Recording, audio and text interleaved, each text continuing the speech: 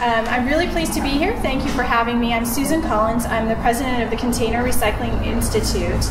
And I'll get into a little bit of what the Container Recycling Institute covers. We're striving to make North America a global model for the collection and quality recycling of packaging materials.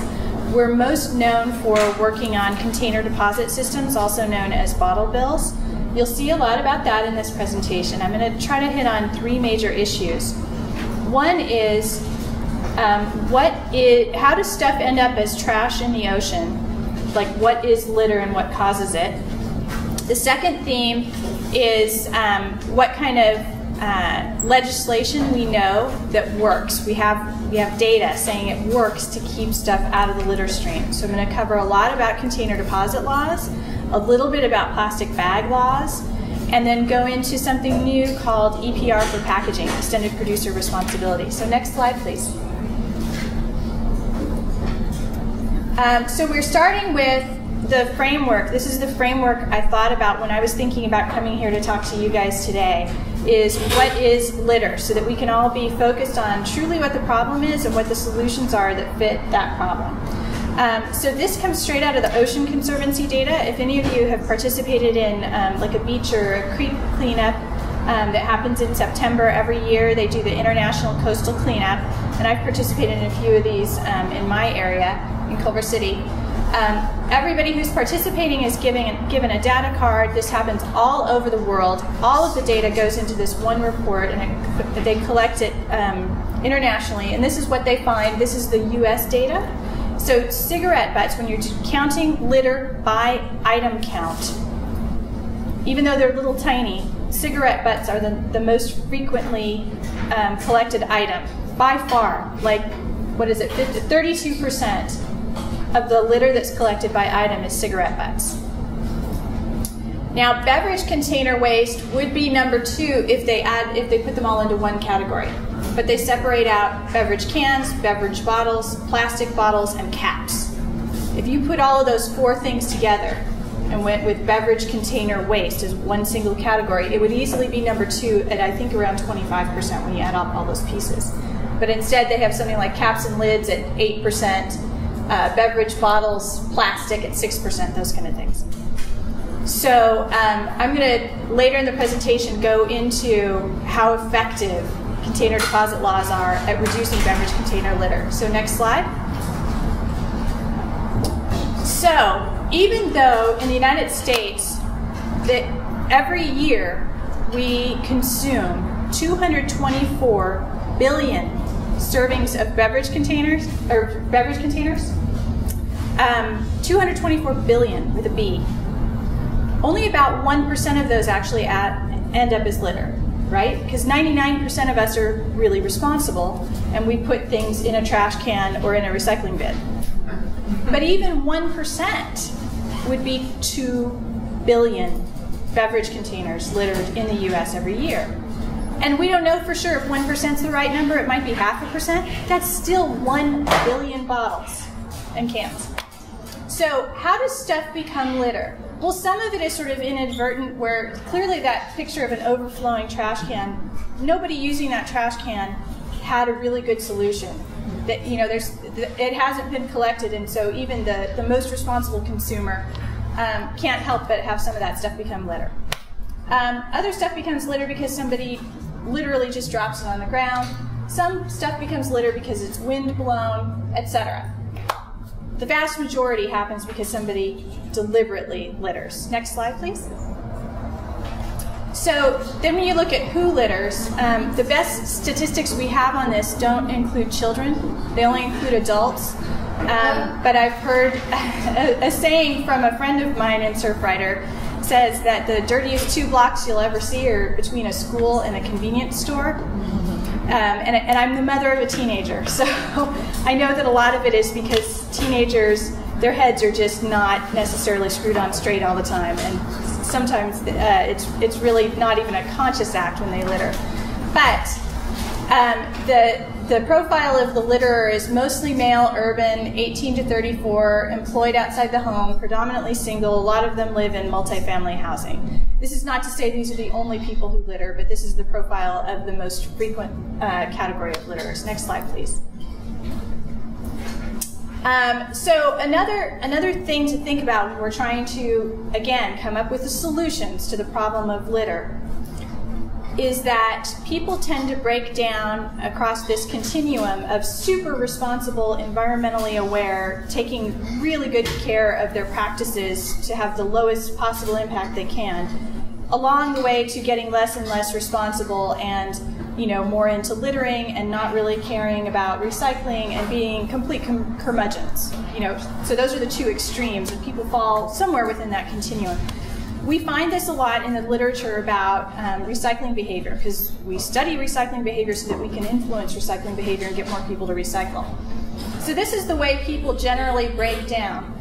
And a lot of times we fall into the trap of targeting our recycling messages toward the people who are already like virtuous recyclers. And we have to remember that the ones that are causing the biggest problems are the ones that are least likely to listen to our messages. So I'm setting up this framework for why certain policies work. Because a lot of times what I like, if I hear us coming up with ideas about how to get people like us to use less plastic, that's probably not going to affect the litter stream, because we weren't littering anyway, right? Next slide, please. Another thing that came up a lot in the research in California specifically was the need to do more education among Hispanics, because they just weren't getting the message. We weren't doing any education in that area. So that's all I wanted to cover there. Next slide, please. So beverage container litter is very preventable. I want to point out one more thing about this slide. I can guarantee you that every one of those PET bottles has a cap on it, because PET sinks in water. So whenever we see floating PET like this, I always imagine that for every bottle I see on the surface, there's another bottle underwater that didn't have the cap on it. Next slide, please. Beverage container use, beverage container consumption has grown tremendously over the past 20 or 30 years. And just in the past 10 years, 95% of the growth in PET beverage bottles has been because we've got this bottled water craze. If we were just going on what we were doing 10 or 15 years ago, soda, PET consumption would be going down, because soda consumption is going down just a little bit. But the growth that you see here is mostly because I did not notice that this slide was written in another language until just now. Something happened in Magic Computer Land. So I'll have to tell you what it really says. The top line, the black line, is beverage container generation, total sales. The green line is recycling, so that you can see that as sales increased, the recycling also increased, but it hit a point where it really leveled off. And the beverage container wasting is the red line. So that means that the direction we're going in, every single year, we are throwing out more beverage containers than we did the year before. So that means more use of energy to create those containers, more production of toxics to produce those containers, more production of greenhouse gases to produce those containers. We're putting more and more stuff in the landfill every year. So we are not on an improving track. We are on a decline track as far as that goes. Next slide, please, and let's hope it's in English. All right. So this one also, PET is the #1 thing that's grown. Aluminum and glass have been pretty much steady, but again, this is the bottled water craze. And the recycling rate has increased just a teeny bit there at the end, but most of the PET that's created is wasted. It has a recycling rate of around 20–25%. It's terrible. So like out of every 5 bottles, 4 of them get wasted. So you can see the growth is the blue line, growth in PET bottles, the wasting, the red line. It's a very, very steep wasting curve. Next slide, please. Also, a lot of people think that curbside recycling is an answer to this problem of increased beverage container wasting, but it's really not proven out that way statistically. see, the curbside access rate is the green line. You can see the increase there, and you can see that it really hasn't impacted those recycling rates. They've stayed pretty steady. Curbside recycling seems to have done wonders for paper recycling in this country. If I had a plot of both of those, you would see that they've both increased at about the same rate. But it's not working out so well for beverage containers, and the primary reason for that is that a lot of beverage containers are consumed away from home. Think about going to a park to see a soccer game and all the beverage containers that you see there. Think about being in your car, and when you dispose of a beverage container, you're nowhere near a curbside bin, right? You're at the gas station throwing it away, or wherever you've stopped. So that's the issue with beverage containers. Next slide, please. This one also lost something in translation, but the idea is that if you take a beverage container and you add a nickel or a dime deposit to it, it equals a lot more recycling. Next slide, please. Oh, there it is. It's animated. Next slide. Here we go. This one's probably animated too. You can probably click again. So they're consumed on the go. That's a primary reason that it's important to have a special law for beverage containers. They comprise a significant volume in the waste stream. They consume large amounts of energy in the manufacturing process. Nothing in the waste stream in common consumer items is more energy intensive than aluminum and steel, metals. And there are significant greenhouse gas emissions associated with those. And the greenhouse gas emissions can be significantly avoided by recycling.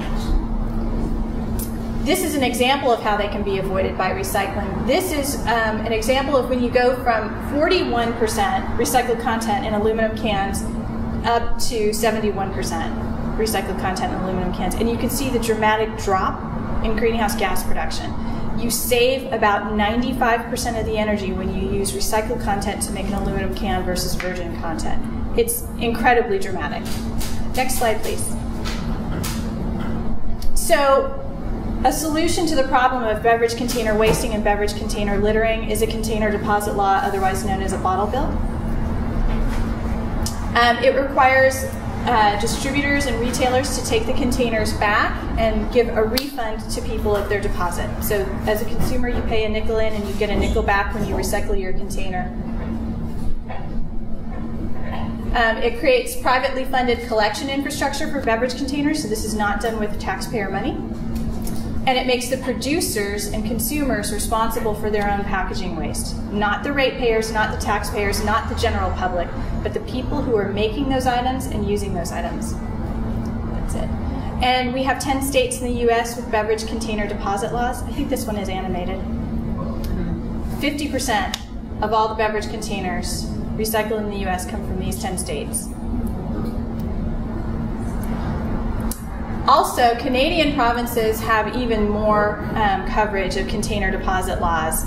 They have them in almost every province, even the ones that aren't highlighted there, like the huge province of Ontario, Canada. All of their alcoholic beverages are on deposit. So they sort of have half of a deposit program. And it's really dramatic, the worldwide trend too. There's a total of 45 programs worldwide. We have new programs in the last 5 years in Germany and Hawaii, Turks and Caicos, Northern Territory of Australia, Guam, Estonia, Croatia, Fiji.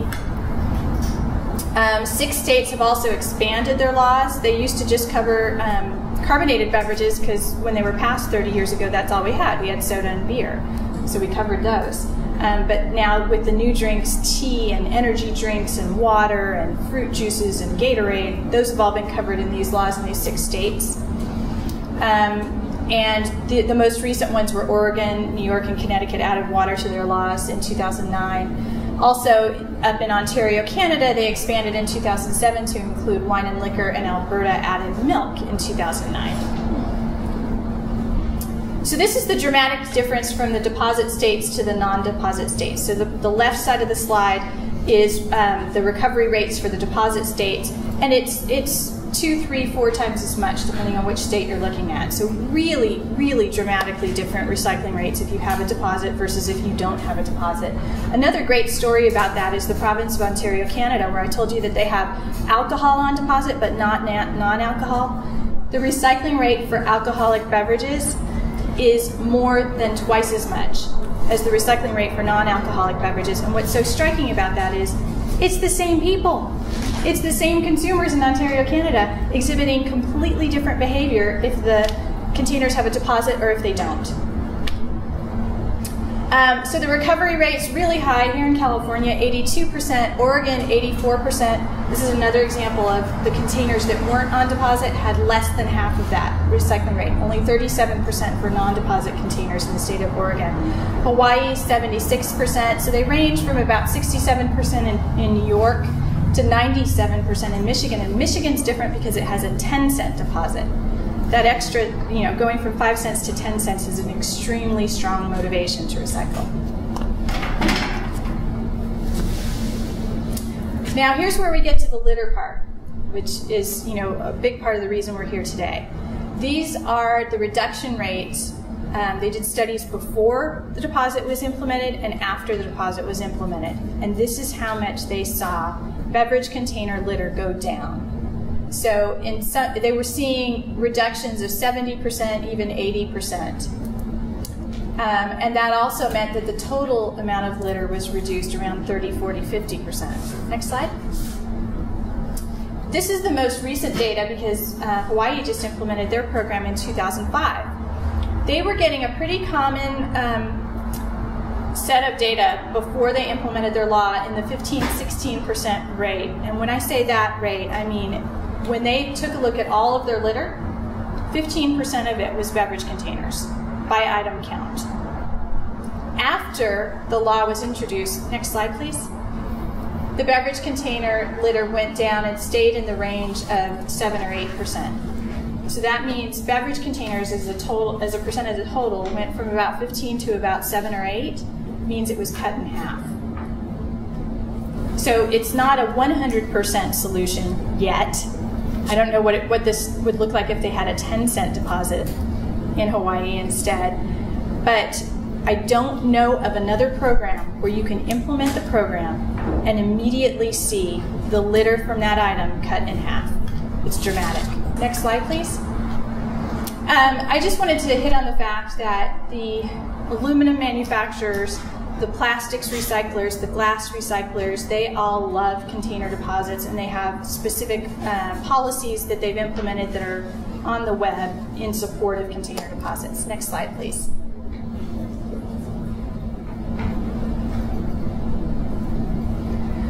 Now I'm going to get into the issue of extended producer responsibility, which is complex, and really we could do an entire 45-minute presentation just describing what extended producer responsibility is. Container deposit laws are a form of extended producer responsibility because extended producer responsibility says you, the producer, are responsible for taking care of this waste. So when a beverage container deposit law is implemented, it tells the producers to take that stuff back and recycle it. So they can also be applied to all packaging. So it's called EPR for packaging, extended producer responsibility for packaging, where you tell all of the producers of all types of packaging, you're responsible for taking back the packaging at the end of its useful life. You have to recycle it.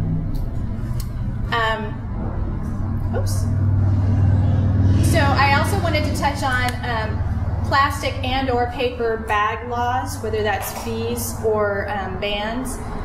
This is another one of those policy areas where we've seen incredibly dramatic reductions. I think this one is.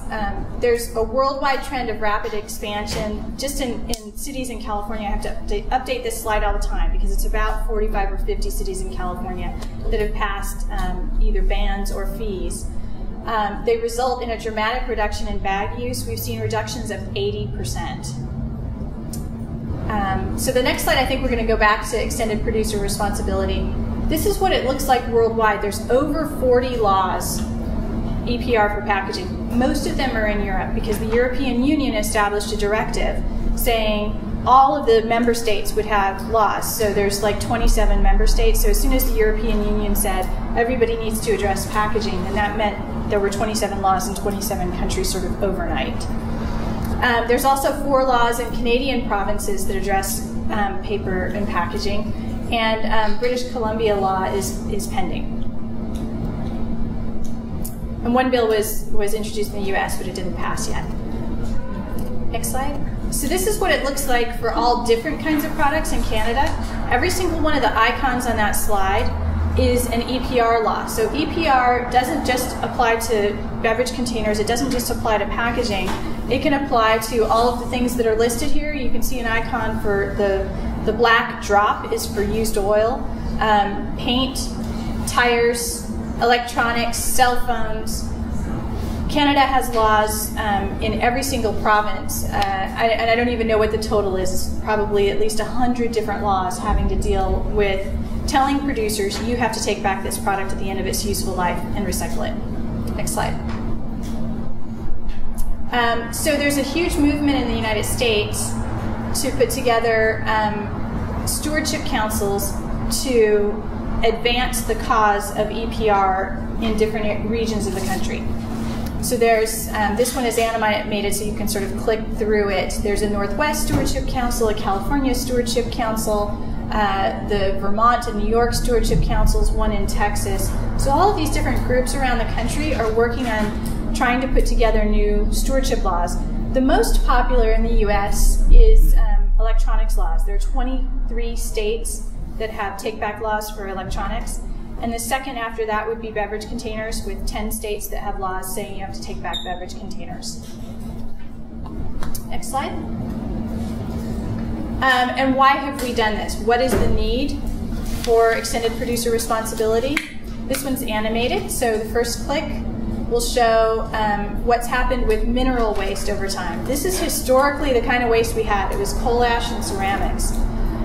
We also had food and yard waste. You can see it's grown a little bit over time, but the one that's really grown is product waste. That's products and packaging.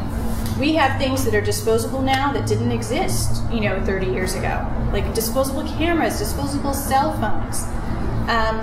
So as product waste has skyrocketed, of course, the total amount of waste has skyrocketed also. More click. There's the total. So next slide, please.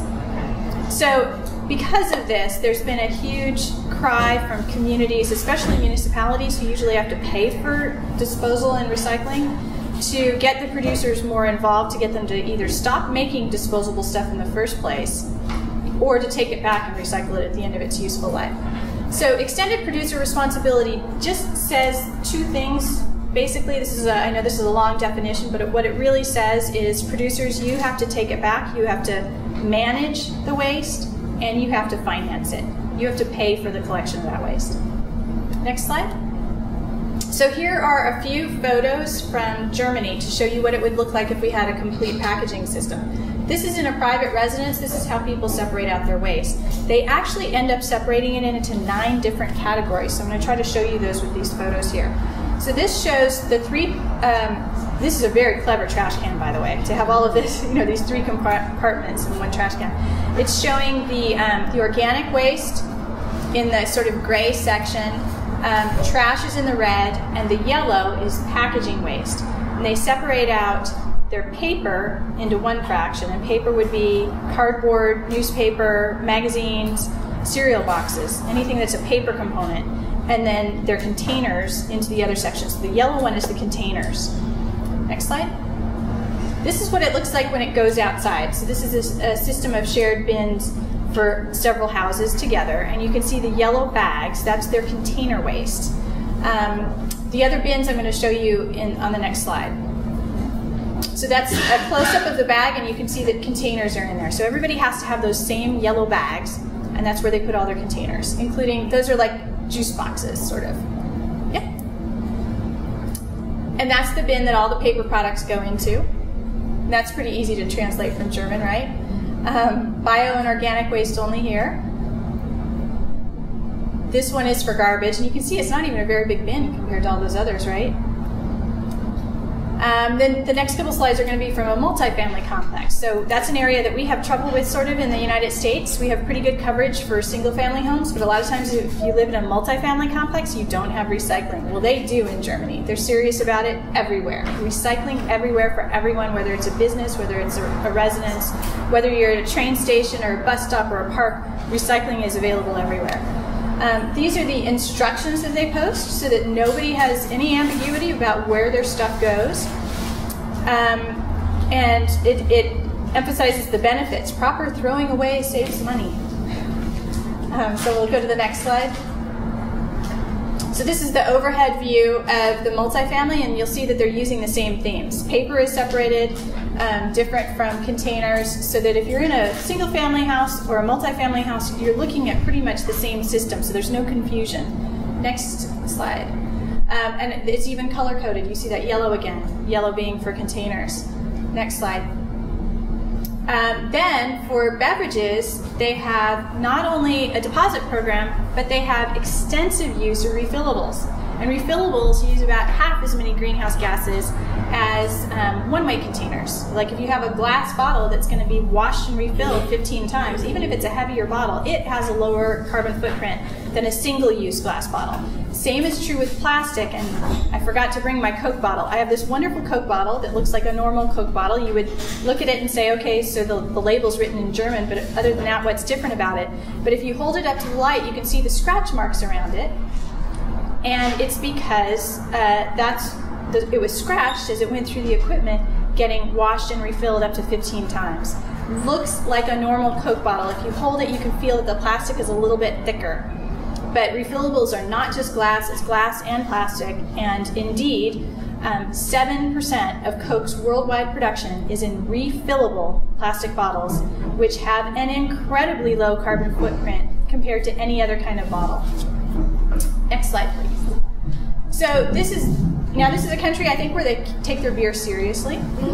So I don't know of American households that devote that much kitchen space to storing beer, but that's the way they do it, so that they can store those refillable beer bottles and then just grab that case when they go back to the store, take it back. Next slide.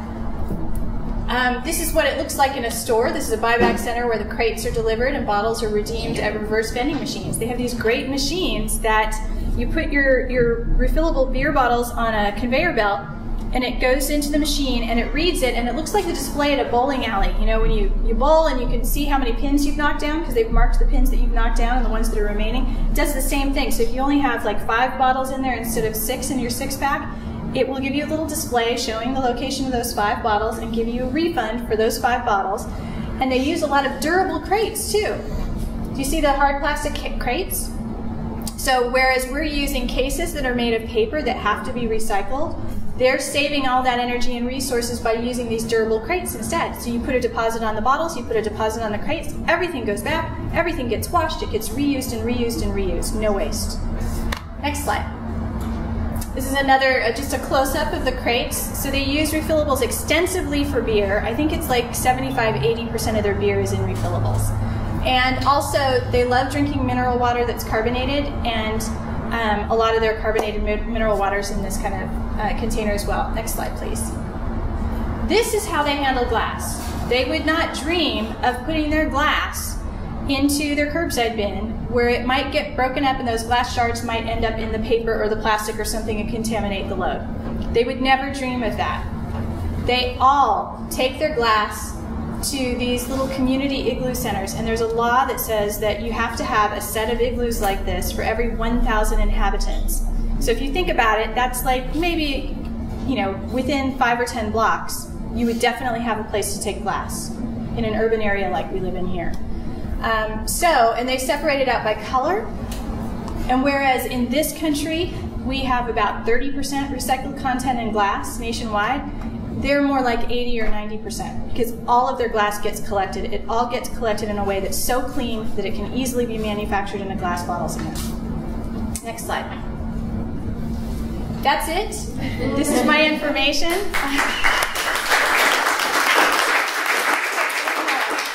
So you're welcome to contact me and ask questions about packaging recycling. One more slide. And please visit us on Facebook, because we also put fun packaging and beverage container recycling information on our Facebook page. We have 2 websites. We have so much information on container deposit laws. We are the worldwide resource for that, so that deserves its own website. And between the 2 websites, we have about 6,000 pages of data. So it's probably on there if you're looking for information about packaging recycling. Thank you very, very much.